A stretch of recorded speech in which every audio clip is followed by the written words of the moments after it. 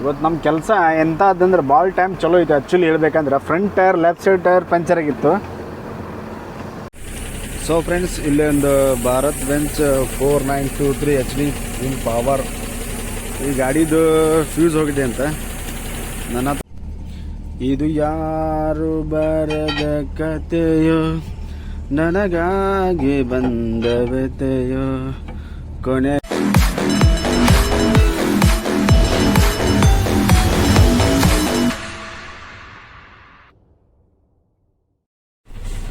Hi, ನಮಸ್ತೆ friends ಎಲ್ಲರಿಗೂ.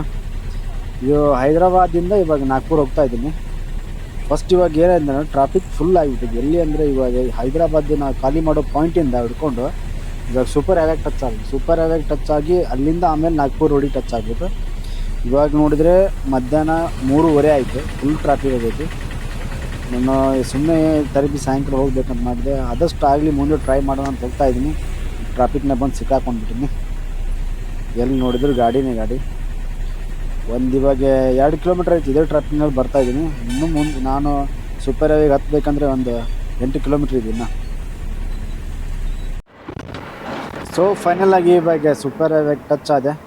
ಇವಾಗ ಇಲ್ಲಿಂದ ನಮಗೆ ಹೋಗಬೇಕಿತ್ತು, ಅದಕ್ಕೆ ಇವಾಗ ಅಲ್ಲಿಂದ ಇಲ್ಲಿ ಮಟ್ಟ ಬಂದಿದ್ದೇನೆ. ಇವಾಗ ಒಂದು ಸತಿ ಗಾಡಿ ಸೈಡ್ ಹಾಕಿ ಟೈರ್ ಎಲ್ಲ ಚೆಕ್ ಮಾಡಿಕೊಂಡು ಮುಂದೆ ಹೋಯ್ದ್ರಾಯ್ತು ಅಂತ. ಬಿಸಿಲು ಸಿಕ್ಕಾಪಟ್ಟಿ ಇದೆ. ಅದರಲ್ಲಿ ನೋಡಿದರೆ ಅಲ್ಲಿದ್ರೆ ನಾವು ಬರ್ತಾ ರೋಡ್ ಸ್ವಲ್ಪ ಕಚ್ಚಾ ರೋಡ್ ಇತ್ತು, ರೋಡೆಲ್ಲ ರೆಡಿ ಮಾಡ್ತಾಯಿದ್ರು.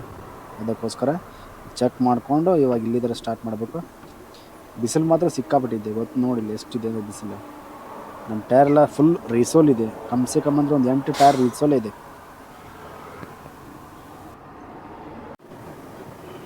ಸೊ ಫೈನಲಾಗಿ ಇವಾಗ ಹೈದರಾಬಾದಿಂದ ಇಲ್ಲೇ ಮುಂದೆ ಸೈಡ್ ಹಾಕಿದೆ. ಈಗ ಆ್ಯಕ್ಚುಲಿ ಒಂದು ಡೇ ಟೈಮ್ನಲ್ಲಿ ಒಂದು 50 ಕಿಲೋಮೀಟ್ರ್ ಗಾಡಿ ರನ್ ಮಾಡಿದೆ. ರನ್ ಮಾಡೋಣ ಇವಾಗ ಅದು left side front tyre puncture ಆಗಿಬಿಟ್ಟಿದೆ. ಅದಕ್ಕೋಸ್ಕರ ಗಾಡಿಯಲ್ಲಿ ಜಾಕಿಲ್ಲ. ಇವಾಗ ಏನಾದರೂ ಮಾಡುವೆ, ಫಸ್ಟಿಗೆ ಪಂಚರ್ ಅಂಗಡಿ ಮುಂದೆ ಹೋಗಿ ಗಾಡಿ ನಿಲ್ಲಿಸ್ಬೇಕು. ಯಾಕಂದರೆ ಜಾಕಿಲ್ಲ ಅಂದರೆ ಏನು ಮಾಡೋಕ್ಕೆ ಬರಲ್ಲ. ಅದೇ ಮೇನ್ ಇಂಪಾರ್ಟೆಂಟ್. ಸಾರಿ, ಇವಾಗ ಹೋಗ್ತಾ ಇದೆ, ಅದು ಲೀಕ್ ಆಗ್ತಾ ಇದೆ. ನಿಂತಿದ್ದೆ ಗಾಡಿ, ಲೀಕ್ ಆಗೋದು ಸೌಂಡ್ ಬಂತು, ಅದಕ್ಕೆ ಗಾಡಿ ತೊಗೊಂಡು ಹೋಗ್ತಾ ಇದ್ದೀನಿ. ಇವಾಗ ಆದಷ್ಟು ನಾವು ಒಂದು ಎಲ್ಲರ ಪಂಚರ್ ಅಂಗಡಿ ಇದ್ದಲ್ಲಷ್ಟು ಸ್ಟಾಪ್ ಮಾಡೋದು ಬೆಸ್ಟ್.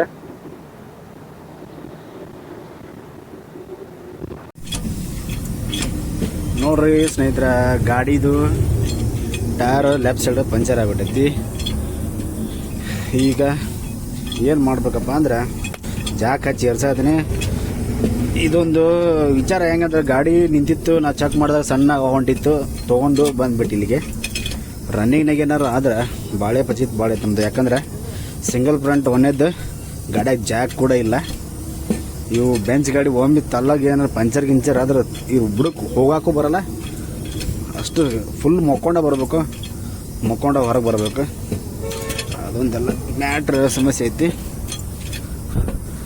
ಜಾಕ್ ಒಂದು ಇಡ ಅಂತ, ಈ ಕಡೆ ಜಾಕ್ ಆ ಕಡೆ ಹೋಗುತ್ತಾ, ಆ ಕಡೆ ಜಾಕ್ ಈ ಕಡೆ ಬರುತ್ತೆ. ಆ್ಯಕ್ಚುಲಿ ಲಾಂಗ್ ರೂಟೇಷನಿಗೆ ಬಂದಮೇಲೆ ಕಂಪಲ್ಸರಿ ಜಾಕ್ ಇಟ್ಕೊಂಡು ಬರಬೇಕು. ಪಂಚರ್ ಅಂಗಡಿಯಾಗ ಇರ್ತಾವೆ, ಆದರೆ ಪಂಚರ್ ಅಂಗಡಿ ನಾವು ಪಂಚರ್ ಆದಲ್ಲಿ ಪಂಚರ್ ಅಂಗಡಿಗೆ ಇರಬೇಕಲ್ಲ.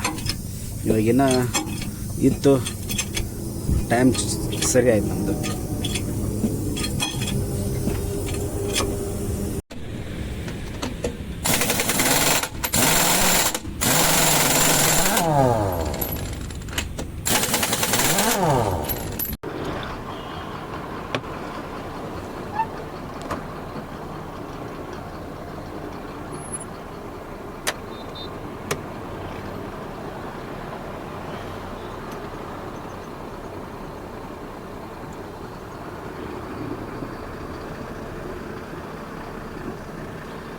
ಇವತ್ತೇನಾಗ್ತಾ ಅಂದರೆ ಸ್ನೇಹಿತರೆ,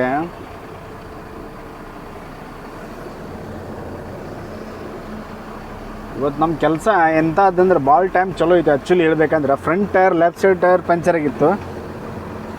ಅದು ರನ್ನಿಂಗ್ನಾಗ ಆಗಿಲ್ಲ. ನಾನು ನಿಂತಿದ್ದೆಲ್ಲ ಗಾಡಿ ಹೈದರಾಬಾದಿಂದ ಒಂದು 50-60 ಕಿಲೋಮೀಟ್ರ್ ಗಾಡಿ ಟ್ರಾವೆಲ್ ಮಾಡ್ಕೊಂಬಂದು ನಿಂತಿದ್ದು ಗಾಡಿಯಲ್ಲಿ. ನಿಂತ ಮೇಲೆ ನಾನು ಹಾಗೆ ತಳಗಳು ಇಳಿದಿದ್ದೆ, ಟೈರ್ಲ ಚೆಕ್ ಮಾಡಿದೆ. ಅವಾಗ ಸಣ್ಣ ಹೋಗ್ತಾಯಿತ್ತು ಹವಾ, ಅದು ಸಣ್ಣ ಹೋಗ್ತಾ ಇರ್ತಲ್ಲ, ಅವಾಗ ಟೈಮ್ನಲ್ಲಿ ನಂಗೆ ಗೊತ್ತಾಯ್ತು ಪಂಚರ್ ಆಗಿದೆ ಗಾಡಿ ಅದು ಅಂತಂದು. ಆಮೇಲೆ ಗಾಡೀಲಿ ಜಾಕ್ ಇಲ್ಲ, ಸ್ಟೆಪ್ನಿ ಟೈರ್ ಇದೆ, ಅದು ಫ್ರಂಟ್ ಟೈರಿಗೆ ಯೂಸ್ ಆಗಲ್ಲ. ಸುಮ್ಮನೆ ಎಮರ್ಜೆನ್ಸಿ ಏನೋ ಒಂದು 10 ಕಿಲೋಮೀಟ್ರ್ ಹಾಕ್ಕೊಂಡು ಹೋಗ್ಬೋದಿತ್ತು. ಮೇನ್ ಇರಬೇಕು ಈಗ ವಿಲ್ಪಾನ ಲಿವರ್ ಇದೆ, ಬಟ್ ಜಾಕೆ ಇಲ್ಲಲ್ಲ. ಅದು ಫ್ರಂಟ್ ಟೈರ ಪಂಚರ್ ಆದರೆ ಏನು ಮಾಡೋಕ್ಕೆ ಬರಲ್ಲ. ಎಲ್ಲಿ ಗಾಡಿ ಇರುತ್ತೆ ಅಲ್ಲೇ ನಿಲ್ಬೇಕಾಗತ್ತೆ. ಯಾಕಂದ್ರೆ ಬೇರೆ ಟೈರ್ ಗೀರ್ ಆದರೆ ನಡೀತೈತಿ. ಅದ್ರ ಸಂಬಂಧ ನಾನು ಏನು ಮಾಡಬೇಕಪ್ಪ ಅಂತ ವಿಚಾರ ಮಾಡಿದೆ. ಹಂಗೋ ಹಿಂಗೆ ಬಂದೆ, ಪಂಚರ್ ಅಂಗಡಿ ಸಿಕ್ತು ಸಾಯಂಕಾಲ. ಅದೊಂದು ವೇಳೆ ರಾತ್ರಿ ಗೀತ್ರಿ ಆಗಿದ್ದರೆ ಮತ್ತೆ ಸಮಸ್ಯೆ.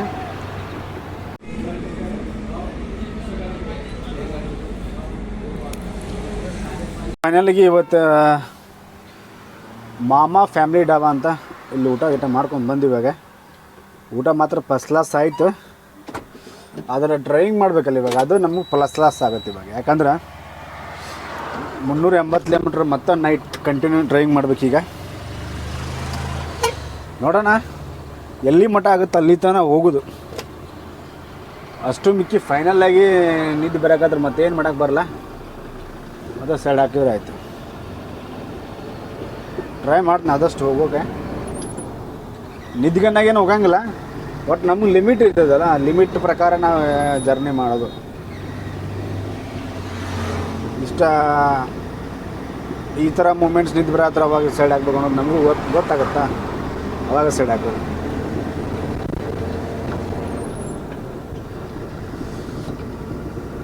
ಫುಲ್ ಗ್ಲಾಸ್ ಗೀಸ್ ಏರಿಸ್ಕೊಂಡು ಸುಮ್ಮನೆ ಹೊಂಟ್ಬಿಡ್ದು ಈಗ. ಮತ್ತೇನಪ್ಪ ಸಮಾಚಾರ ಅಂದರೆ, ಇನ್ನು ಹೇಗೇನಿದ್ರು ಮುಂದೆ ದಾರ್ಯಾಗ ಹೋಗೋದೆಲ್ಲ ವಿಶೇಷ ಏನೇನು ಇರ್ತದೆ ಏನೇನಿಲ್ಲ ಅದನ್ನು ಮತ್ತೆ ನೆಕ್ಸ್ಟ್ ನಾಗ್ಪುರ ರೀಚ್ ಆಗ್ತಾನೆ ಅದೆಲ್ಲ ಮಾಹಿತಿ ಹೇಳ್ತೀನಿ ಬನ್ನಿ. ಇದು ಯಾರು ಬರದ ಕತೆಯೋ, ನನಗಾಗಿ ಬಂದ ವ್ಯತೆಯೋ, ಕೊನೆಗೆ ಏನು ಅರಿಯಲಾರೇನೋ, ಮರೆಯಾಗಿ ಹೋಗಲಾರೇನೋ. ಭಾರತ್ ಬೆಂಚ್ ಡಮ್ಮಿ ಎಕ್ಸೆಲ್ಗೆ ಥರ್ಡ್ ಜಾಕ್ ಏರಿಸೋದು ಮಜಾನ ಮಜಾ. ಏನು ಟೈಮ್ ಖರಾಬ್ ಐತಪ್ಪ ಅಂದ್ರೆ ನಾಗ್ಪುರ್ ಮುಟ್ಟಾಕ ಹೋಗಾಕ ಆಗ್ಲಾರಂಗೆ ಆಗ್ಬಿಟ್ಟದ ನಂಬರಿ, ಬರೀ ಪಂಚರ್. ಇಲ್ಲಿ ನೋಡಿ ಗಾಡಿದು ಥರ್ಡ್ ಜಾಕ್ ಹಚ್ಚಿದ್ದಾನೆ ಗಾಡಿ ಇಲ್ಲಿ. ಇದು ಜಾಕ್ ಹಚ್ಬೇಕಾದ್ರೆ ಈ ಬೆಂಚ್ ಗಾಡಿ ಸಿಸ್ಟಮ್ ಹೆಂಗಿದೆ ಅಂದರೆ ಇಲ್ಲೆಲ್ಲ ರಾಡ ಬರುತ್ತೆ, ಈ ಥರ ಬ್ಯಾಲೆನ್ಸ್ ಸಿಸ್ಟಮ್. ಮತ್ತು ಹಿಂದ್ಗಡೆ ಎಲ್ಲ ಬೂಸ್ಟರ್ ಬರುತ್ತೆ. ಏನು ಮಾಡೋಕ್ಕೆ ಬರಲ್ಲ, ಭಾಳ ಕಷ್ಟ ಐತಿ ಈ ಗಾಡಿ ಬುಡುಗ್ ಜಾಕ್ ಎಲ್ಲ ಹಚ್ಬೇಕಂದ್ರೆ. ಅದ್ರಾಗ ಥರ್ಡ್ ಜಾಕ್ ಹಚ್ಚೋದಂದ್ರೆ ಫುಲ್ ಕಷ್ಟ. ಇನ್ನು ಎಟ್ರೋಲಿಕ್ ಜಾಕ್ ಆದರೆ ಏನಾದ್ರು ಮಾಡ್ಬೋದು. ಏನು ಟೈಮ್ ಸುಮಾರು ಆಯ್ತು ಅಂದ್ರೆ ಬರೀ ಪಂಚರ್ ಆಗ್ತಾಯಿದೆ ಗಾಡಿ. ಸೊ ಫ್ರೆಂಡ್ಸ್, ಇಲ್ಲೇ ಒಂದು Bharat bench 4923 HD in power. ಈ ಗಾಡಿದು ಫ್ಯೂಸ್ ಹೋಗಿದೆ ಅಂತ ನನ್ನ ಹತ್ರ ಬಂದು, ನಮ್ಗೆ ಬೆಂಚ್ ಗಾಡಿ ಅಲ್ಲ, ನಮ್ಮ ಬೆಂಚ್ ಗಾಡಿ ಇದೆಯಲ್ಲ, ಅದಕ್ಕೋಸ್ಕರ ನಮ್ಮ ಹತ್ರ ಬಂದು ಅವ್ನು ಕೇಳ್ತಾ ಡ್ರೈವರ್, ಇಲ್ಲ ನಾವು ಗಾಡಿದು ಫ್ಯೂಸ್ ಹೋಗಿದೆ, ಸ್ವಲ್ಪ ಬಾಕ್ಸ್ ಪಾವನ ಇದ್ರೆ ಕೊಡಿ. ಅದಂದರೆ ಇದು ಬರುತ್ತೆ, ಯಲಂಕಿ ಬರುತ್ತೆ ಈ ಗಾಡಿಗೆಲ್ಲ ಜಾಸ್ತಿ, ಆಲ್ಮೋಸ್ಟ್ ಬೆಂಚ್ ಗಾಡಿಗೆಲ್ಲ ಯಲಂಕಿ ಯೂಸ್ ಆಗುತ್ತೆ.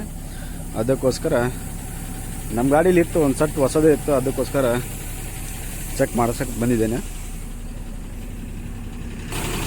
ಇದೇ ಸಟ್ ಈ ಥರ ಬಾಕ್ಸ್ ಪಾನ ಬರುತ್ತೆ, ಈ ಥರ ಯಲಂಕಿ ಪಾನ ಫುಲ್ಲು. ಆ್ಯಕ್ಚುಲಿ ಈ ಬೆಂಚ್ ಗಾಡಿ ಕಂಪಲ್ಸರಿ ಇದೇ ಯೂಸ್ ಆಗೋದು.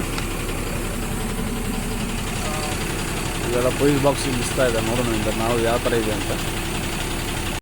ಇಲ್ಲಿ ನೋಡಿ ಸ್ನೇಹಿತರೆ, ಇಲ್ಲಿ ಫ್ಯೂಸ್ ಇದೆಯಲ್ಲ, ಯಾವ ಫ್ಯೂಸಪ್ಪ ಅಂದ್ರೆ F5 F6 ಫ್ಯೂಸ್ ಬಾಕ್ಸ್ ಇದೆ. ಈ ಫ್ಯೂಸ್ ಏನು ಕೆಲಸ ಅಂದರೆ, ಇದು ಟೇಪ್ ಆಫ್ ಆಗೈತಿ, ಇವಾಗ ನಾನೇ ಇದು ರೆಡಿ ಮಾಡಿದ್ದು. ಮತ್ತು ನೆಕ್ಸ್ಟ್ ಇಲ್ಲೊಂದು ಹೋಗಿತ್ತು, ಇಂಡಿಕೇಟರ್ ಫ್ಯೂಸ್ ಹೋಗಿತ್ತು. ಇಂಡಿಕೇಟರ್ ಫ್ಯೂಸ್ ಎಲ್ಲ ಇದರಲ್ಲಿ ಬರುತ್ತೆ. ಇಂಡಿಕೇಟರ್ ಫ್ಯೂಸ್ ಅಂದರೆ ಇಲ್ಲಿದೆ ನೋಡಿ, ಇದು ಇಂಡಿಕೇಟರ್ ಫ್ಯೂಸ್ ಹಾಕಿದ್ದು. ಈ ಥರ ಫ್ಯೂಸ್ ಬಾಕ್ಸ್ ಬರುತ್ತೆ. ಪಾಪ ಅವ್ರಿಗೆ ಡ್ರೈವರ್ಗೆ ಏನು ಗೊತ್ತಿದ್ದಿಲ್ಲ, ಅದಕ್ಕೋಸ್ಕರ ನಾನೇ ಚೆಕ್ ಮಾಡಿ ರೆಡಿ ಮಾಡಿದೆ.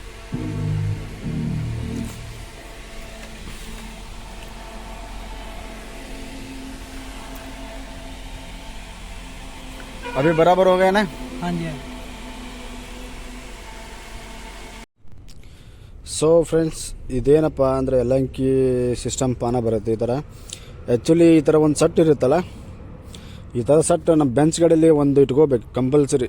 ಯಾಕಂದರೆ ಇದರಲ್ಲಿ ಬೆಂಚ್ ಗಾಡಿ ಫ್ಯೂಚರ್ಸ್ ಏನು ಬರುತ್ತೆ, ಫ್ಯೂಸ್ ಎಲ್ಲ ಬರುತ್ತಲ್ಲ, ಎಲ್ಲ ಯಲಂಕಿ ಸಿಸ್ಟಮೇ ಯೂಸ್ ಆಗುತ್ತೆ ಜಾಸ್ತಿ, ಪಾನಾಗೇನ ಯೂಸ್ ಆಗೋಲ್ಲ. ಇದು ಇದ್ದರೆ ದಾರಿಯಲ್ಲಿ ಏನಾದರೂ ನಮಗೆ ಕೆಲಸ ಹೋದರೆ ಇದು ಫ್ಯೂಸ್ ಏನಾದರೂ ಫೇಲ್ ಆದರೆ ನಾವೇ ಮತ್ತೆ ಬಿಚ್ಚಿ ಹಾಕ್ಕೊಂಡು ಹೋಗ್ಬೇಕು, ಈಸಿ ಆಗುತ್ತೆ. ಅದಕ್ಕೋಸ್ಕರ ನಮ್ಮ ಗಾಡಿಯಲ್ಲಿ ಇವಾಗ ಆಲ್ರೆಡಿ ಇಟ್ಟಿದ್ದಾರೆ.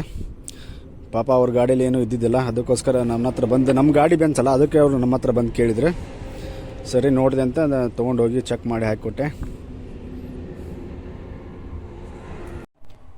ಸೊ ಮತ್ತು ನೆಕ್ಸ್ಟ್ ಏನಪ್ಪ ಅಂದರೆ ಇವಾಗೆಲ್ಲ ಕೆಲಸ ಎಲ್ಲ ಕಂಪ್ಲೀಟ್ ಆಯಿತು. ನಾನು ಹೋಗಿ ಫ್ರೆಶ್ ಎಲ್ಲ ಆದೆ. ಇವಾಗ ಏನಿಲ್ಲ, ಊಟ ಮಾಡ್ಕೊಂಡು ಫುಲ್ ಸಾಯಂಕಾಲ 6 ಗಂಟೆಗೆ ಇಲ್ಲಿದ್ದು ಹೊರಡ್ಬೇಕು.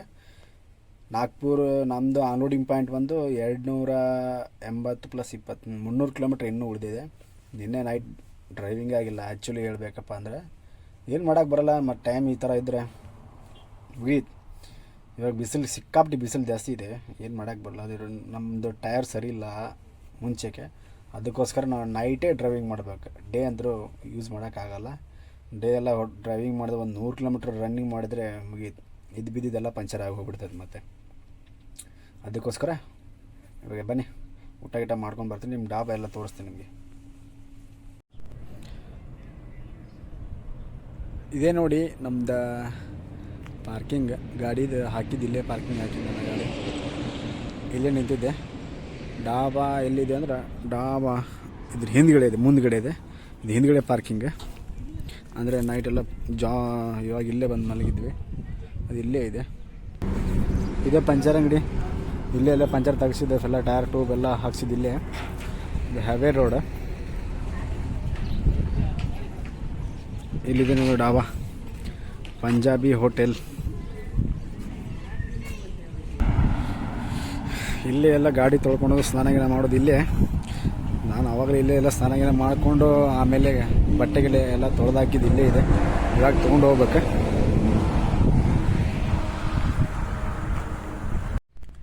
ಸೊ ಫೈನಲಾಗಿ ಇವಾಗ ಇನ್ನೂ ಡಾಬಾ ಬಿಟ್ಟಿಲ್ಲ. ಡಾಬಾದಿಂದ 6 ಗಂಟೆಗೆ ಬಿಡಬೇಕು. ಇವಾಗ ಟೈಮ್ ಬಂದು 5 ಗಂಟೆ ಆಯಿತು. ಯಾಕಪ್ಪ ಇನ್ನೂ ಹೋಗಿಲ್ಲ ಅಂದರೆ ಬಿಸಿಲು, ನಮ್ಮ ಟೈರ್ ಇರೋದು ರೀಸೋಲು, ಮತ್ತು ಇಬ್ಬರು ಎರಡೂ ಕೂಡಿದ್ರೆ ಪಂಚರ್ ಗ್ಯಾರಂಟಿ. ಅದಕ್ಕೆ ನಾನು ಡೇ ಡ್ರೈವಿಂಗ್ ಮಾಡೋಂಗಿಲ್ಲ, ಆದಷ್ಟು ನೈಟೇ ಡ್ರೈವಿಂಗ್ ಮಾಡೋದು. ಯಾಕಪ್ಪ ಅಂದರೆ ಇನ್ನೂ 300 ಕಿಲೋಮೀಟ್ರ್ ಉಳಿದೈತಿ. ಆರಾಮಾಗಿ ನೈಟ್ ಡ್ರೈವ್ ಮಾಡಿದರೆ ಒಂದು 3-4 ಗಂಟೆಗೆ ರೀಚ್ ಆಗಿಬಿಟ್ರೆ ಸಾಕು. ಆಮೇಲೆ ನೆಕ್ಸ್ಟ್ ಡೇ ಖಾಲಿ ಆಗುತ್ತೆ ಗಾಡಿ. ಹಾಗೆ ಸ್ನೇಹಿತರೆ, ಈ ಲಾಗ್ನ ಏನು ಮಾಡ್ತಾಯಿದ್ದೆ ನೆಕ್ಸ್ಟ್ ನಾಳೆ ಕಂಟಿನ್ಯೂ ಮತ್ತೆ.